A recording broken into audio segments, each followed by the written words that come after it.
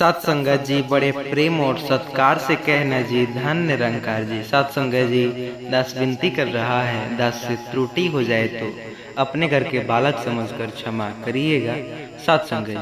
सत्संगत जी सत्यनारायण व्रत कथा हर कोई क्यों सुनता है?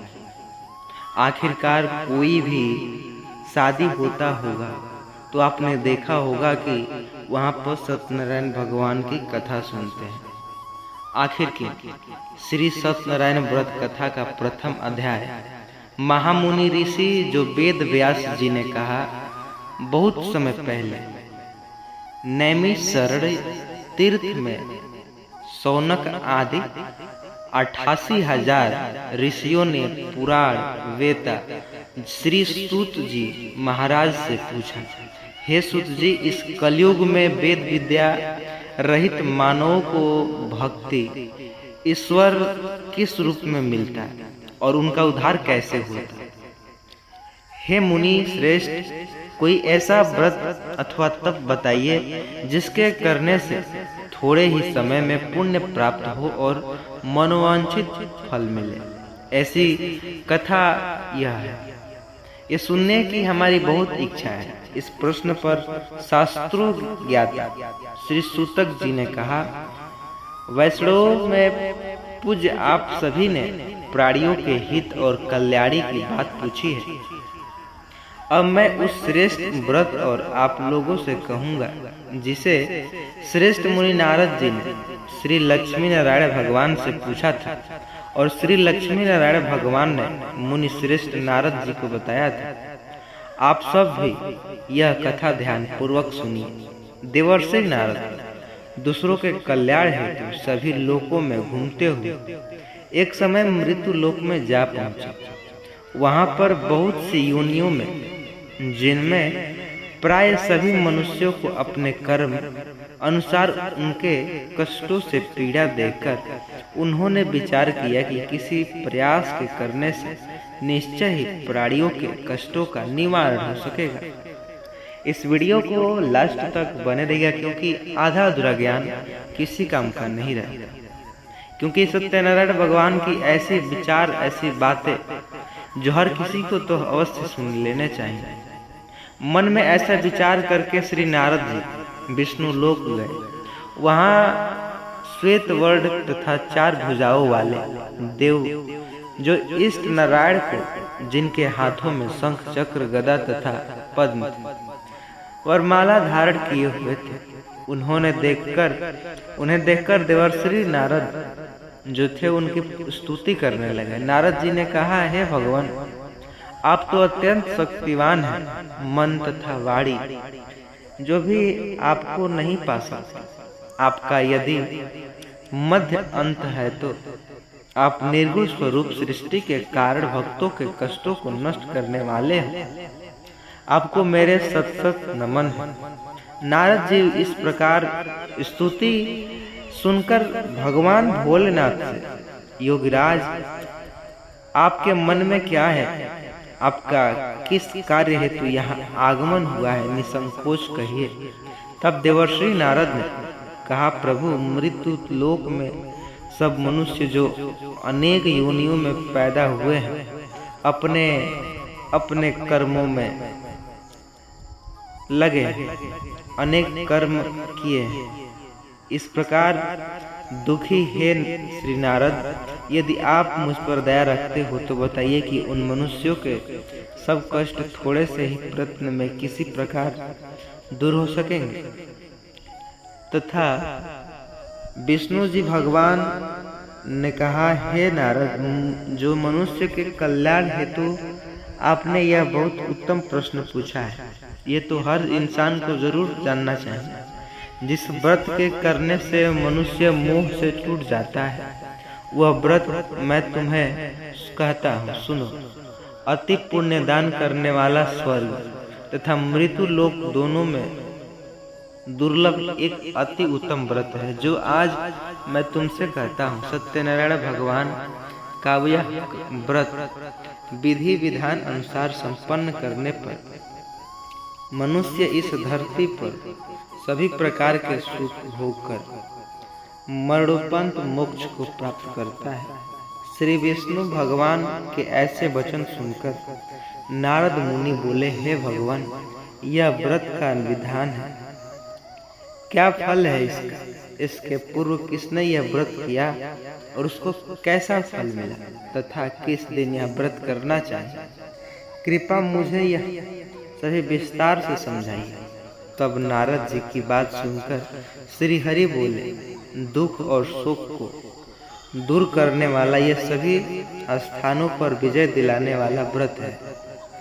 मुनियों को भक्ति और श्रद्धा के साथ शाम को श्री सत्यनारायण भगवान की पूजा धर्म परायण होकर ब्राह्मणों और बंधु के साथ करनी चाहिए। भक्ति भाव से नैवेद्य केले का फल, घी, दूध और गेहूं का आटा। गेहूं न मिले तो गेहूं के स्थान पर साठी का आटा, शक्कर या गुड़ लेकर और सभी भक्षण योग्य पदार्थों को मिलाकर भगवान को भोग लगाए। ब्राह्मणों सहित बंधु जो उनको भी भोजन कराए, उनके बाद स्वयं भोजन करे। भजन कीर्तन के साथ भगवान की भक्ति में लीन हो जाए। इस तरह के सत्यनारायण भगवान का व्रत या करना आधारित होता है। मनुष्य की सारी इच्छाएं निश्चित रूप से पूरी हो जाती है, परंतु इस कलिकाल अर्थात कलयुग में मृत्यु लोक में मोक्ष का यही एक सरल उपाय बताया गया है, जिसे थोड़े ही समय में तथा अल्प धन में ही महान पुण्य की प्राप्ति हो सकती है। सभी प्रेम से बोलिए। भगवान प्रथम अध्याय में संपूर्ण बताते हैं। अब सुनिए द्वितीय अध्याय में क्या बताया।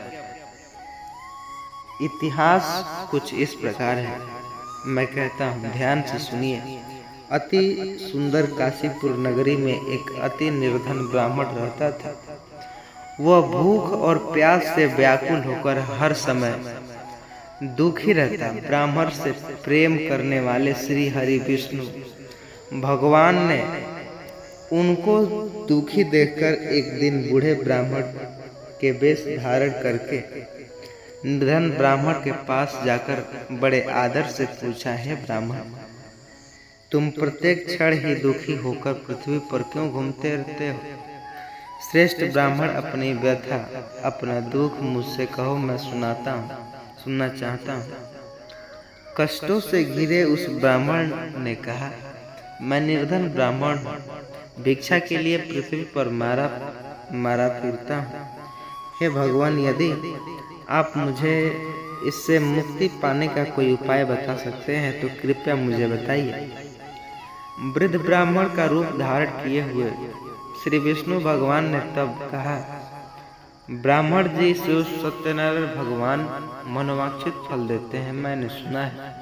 इसलिए तुम उनकी विधि अनुसार पूजन करो, जिससे करने से मनुष्य सब दुखों से मुक्त हो जाता है।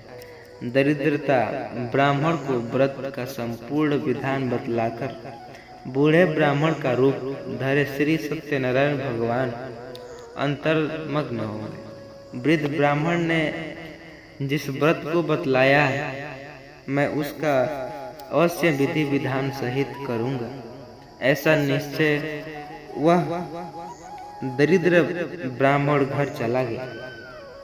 परंतु उस रात ब्राह्मण को नींद ही नहीं आई। अगले दिन वह सुबह जल्दी उठा और श्री सत्यनारायण भगवान का व्रत करने लगा। निश्चय कर भिक्षा मांगने के लिए चल दिया। उस दिन उसको भिक्षा में अधिक धन न मिला, जिससे उनकी पूजा अधूरा। सामान खरीदना तथा घर आना, अपने बर बंधु के साथ विधि पूर्वक भगवान श्री सत्यनारायण भगवान का व्रत किया, जिसके करने से वह निर्धन ब्राह्मण सब कष्टों से छूटकर अति धनवान बना। उस समय से वह ब्राह्मण प्रत्येक जो महाव्रत करने वाले लोग उनके सत्यनारायण भगवान के व्रत को जो शास्त्र विधि के अनुसार श्रद्धा पूर्वक करेगा, वह सब कष्टों को छूकर मोक्ष को प्राप्त करेगा। जो भी मनुष्य श्री सत्यनारायण भगवान का व्रत रखते हैं वह सब कष्टों से छूट जाएगा। इस प्रकार नारद जी से सत्यनारायण भगवान का कहा हुआ यह व्रत मैंने तुमसे कहा है। हे श्रेष्ठ ब्राह्मण, अब आप और क्या सुनना चाहते हो, मुझसे कहो। तब ऋषियों ने कहा, है मुनिवर, संसार में उस विप्र से सुनकर फिर किस किस ने इस व्रत को किया, हम सब भी सुनना चाहते हैं। मुनियों से ऐसा सुनकर श्री सूत जी भी फिर कहा, हे मुनिगणों, जिस प्राणी ने इस व्रत को किया उन सभी का कर्जा मुक्त हुआ। एक समय ऐसे भी धनी ब्राह्मण बंधु बांधवों ने शास्त्रीय विधि के अनुसार अपने घर में भी श्री सत्यनारायण भगवान का व्रत करा रहे। समय के साथ उनका भी तकदीर बदला। इस प्रकार हम सब भी अपने तकदीर बदलते हैं। यमलोक के विशाल सिंहासन पर न्याय के देवता धर्मराज विराजमान थे। उनके समीप चित्रगुप्त जी महाराज खड़े थे, जिनके हाथों में प्रत्येक जीव के जन्मांतर के कर्मों का दिव्य लेखा जोखा था। चित्रगुप्त की मृत्यु से आई आत्मा को लेखा पढ़ते जा रहे थे और धर्मराज उनके कर्मों के अनुसार उन्हें दंड और फल प्रदान कर रहे थे। किसी को स्वर्ग का मार्ग मिल रहा था तो किसी को अपने पापों के कारण नरक की सजा। परंतु तभी यम सभा में एक ऐसी आत्मा लाई गई जिसे देखकर स्वयं चित्रगुप्त जी भी कुछ क्षण के लिए शांत रहे। वह एक विधवा स्त्री की आत्मा थी। उस आत्मा ने पृथ्वी लोक में अनेक व्रत किए, दान पुण्य किए, हर क्षण ईश्वर का स्मरण किया और जीवन भर दुख सहकर धर्म का मार्ग नहीं छोड़ा। इतने पुण्य करने के बाद भी उनके लिए स्वर्ग के द्वार नहीं खुले। यह देखकर चित्रगुप्त जी का मन अत्यंत विचलित हो उठा। उनके हृदय जो उसमें गहरा रहस्यमयी प्रश्न उत्पन्न हुआ और वह इसका उत्तर जानने के लिए धर्मराज के समक्ष जा खड़े हुए और हाथ जोड़कर विनम्रता स्वर से पूछे। धर्मराज से बोले, हे प्रभु, मैं प्रतिदिन असंख्य आत्माओं का लेखा देखता हूँ। हर जीव अपने कर्मों के अनुसार फल प्राप्त करता है। कोई स्वर्ग जाता है तो कोई अपने पापों के कारण नरक की यातना भोगता है। परंतु आज मैंने जो मेरे सामने मेरे मन में एक ऐसा प्रश्न उठा है जिसके उत्तर स्वयं भी नहीं समझ पा रहा। आखिर क्यों विधवा स्त्री इतना पूजा भक्ति और त्याग करने के बाद भी स्वर्ग की प्राप्ति से वंचित रही है?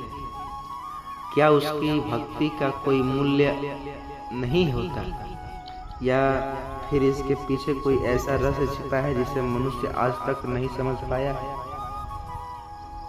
चित्रगुप्त जी का वह यह प्रश्न सुनते ही संपूर्ण यम सभा और गहरा मौन छा गया। मानो स्वयं काल भी धर्मराज के उत्तर को सुनने के लिए ठहर गया है। कुछ क्षण बाद धर्मराज के मुख पर गंभीर मुस्कान उभरी और वे बोले, हे कर्म लेख, तुमने आज वह प्रश्न पूछा है जो युगों युगों से मनुष्य के मन में, परंतु किसी ने इसका उत्तर जानने की तनिक भी चेष्टा नहीं की। तुम्हारा यह प्रश्न अत्यंत गहन रहस्यमयी, इसका उत्तर केवल शब्दों में नहीं दिया जा सकता। मैं तुम्हारे इस प्रश्न का उत्तर एक दिव्य कथा के माध्यम से देने जा रहा हूँ, जिसे अगर हर स्त्री हर इंसान सुन लेता है तो उसकी जीवन रूपी नैया पार हो जाती है। तो आइए हृदय को छूते हुए इस कथा को सुनते हैं, उत्तर मिल जाएगा आप। इतना कहकर धर्मराज कथा प्रारंभ करते हुए कहते हैं, चित्रगुप्त, अनेकों वर्ष पूर्व की बात है। पृथ्वी लोक पर करिड़कापुर नाम का एक अत्यंत शांत, सुंदर और धर्ममय गांव छोटा था, परंतु उसकी पवित्रता और सादगी उसे किसी तीर्थ से कम नहीं बनाती। मंदिर से आते घंटी के मधुर स्वर, हृदय में बसता अपनापन गांव की सबसे बड़ी पहचान थी। उसी गांव में अत्यंत सरल, सौम्य और पवित्रता स्त्री रहती थी जिसका नाम सावित्री थी। उसके स्वभाव मधुर, व्यवहार विनम्र, जिसके जो ग्रामवासी थे उस आदर पूर्वक गृह लक्ष्मी कहकर बुलाते। सावित्री केवल रूप से नहीं बल्कि अपने संस्कारों से भी जानी जाती थी। उसके अंदर ये नहीं था प्रतिछल, ईर्ष्या, अहंकार का भाव। वह सदैव सहायता लोगों को करती आई अपने सुखी मन से। सावित्री का जन्म अत्यंत संपन्न धनवान परिवार में हुआ था। उनके पिता नगर के प्रसिद्ध व्यापारी थे। उनके घर में धन दौलत, सोना चांदी, नौकर चाकर और हर प्रकार की सुख सुविधा उत्पन्न थी। बचपन से ही सावित्री ने वैभव और ऐश्वर्य से भरा जीवन जिया, परंतु विवाह के बाद उसकी जीवन जो थी पूरी तरह बदल गई। उसका विवाह साधारण युवक से माधव के साथ हुआ। माधव धर्मशील, कर्मनिष्ठ और ईमानदार लड़का। उसके पास धन भले ही कम थे, परंतु उसका हृदय अत्यंत पवित्र और सच्चा था। वह अपने मिट्टी के छोटे से घर में अपने पत्नी के साथ जीवन व्यतीत कर रहा था। उसका जीवन अत्यधिक कठिनाइयों और संघर्षों से भरा हुआ था, फिर भी उसकी पत्नी सावित्री ने कभी उसका साथ नहीं छोड़ा और मन ही मन उसे अंदर समा लिया। जिस दिन उसने यह छोटे से घर में प्रवेश किया, उस दिन से उसके जो सारे संपूर्ण संसार मान लिया। उसके लिए पति का प्रेम सबसे बड़ा सुख था। वह हमेशा मन की मन सोचती, जिस घर में पति का स्नेह और सम्मान हो वहाँ स्त्री का सच्चा महल होता है। धीरे धीरे उसने अपने प्रेम, सेवा और मधुर व्यवहार से उस छोटे से घर को सुख, शांत और आनंद से भर दिया। वह प्रतिदिन सुबह ब्रह्म मुहूर्त में उठती, पूरे आंगन को लिप पोत कर तुलसी माता को जल अर्पित करती, दीपक जलाकर भगवान विष्णु की पूजा भी करती, गौ माता की सेवा भी करती, चारा खिलाती। इसके बाद वह अपने पति माधव के लिए प्रेम पूर्वक भोजन बनाती। जब माधव खेतों में काम करने चला जाता तब सावित्री घर के सारे कार्य संभालती। ऐसे में तो सब ठीक चल रहा था। वह कपड़े धोती, भोजन बनाती, घर को व्यवस्थित रखती। गांव की अन्य महिलाओं उसे कार्य में मदद करती। गांव की वृद्ध स्त्रियां उसके इस सेवा भाव को देखकर बहुत प्रसन्न होती और उसकी प्रशंसा करते हुए कहती, जिस घर में ऐसी धर्मपरायण और पवित्रता बहू हो वहाँ स्वयं माता लक्ष्मी का वास होता है। माधव भी अपने पत्नी के त्याग, सेवा और प्रेम को देखकर भीतर ही भीतर अत्यंत प्रसन्न था। उसके बाद घर में धन भले ही कम आता, परंतु उसके घर में प्रेम, विश्वास और संतोष ऐसी संपत्ति जो बड़े बड़े महलों में भी दुर्लभ होती। दोनों अपने छोटे से संसार में अत्यंत सुखी थे।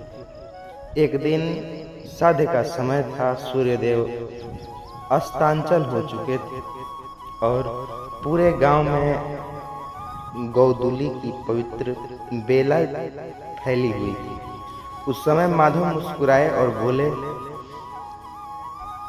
सावित्री के पास तो धन है और सबसे भरे प्रेम। सावित्री से बोले, भगवान तुम्हारे मायका इतना बड़ा है, संपन्न है, वहाँ तुम्हें हर सुख सुविधा मिली, फिर भी क्या तुम्हें इस छोटी सी झोपड़ी में कठिनाइयाँ महसूस नहीं होती? माधव की बात सुनकर सावित्री थोड़ा सा मुस्कुराई और शांत स्वर में माधव से बोली, स्वामी, बड़ा महल भी उस स्त्री के लिए काम नहीं जहाँ प्रेम और अपनापन ना हो। मेरे लिए तो वही स्थान स्वर्ग के समान जहाँ आपके चरणों का साया है। मेरा संसार, मेरा सुख और मेरा जीवन सब कुछ केवल आपसे ही है।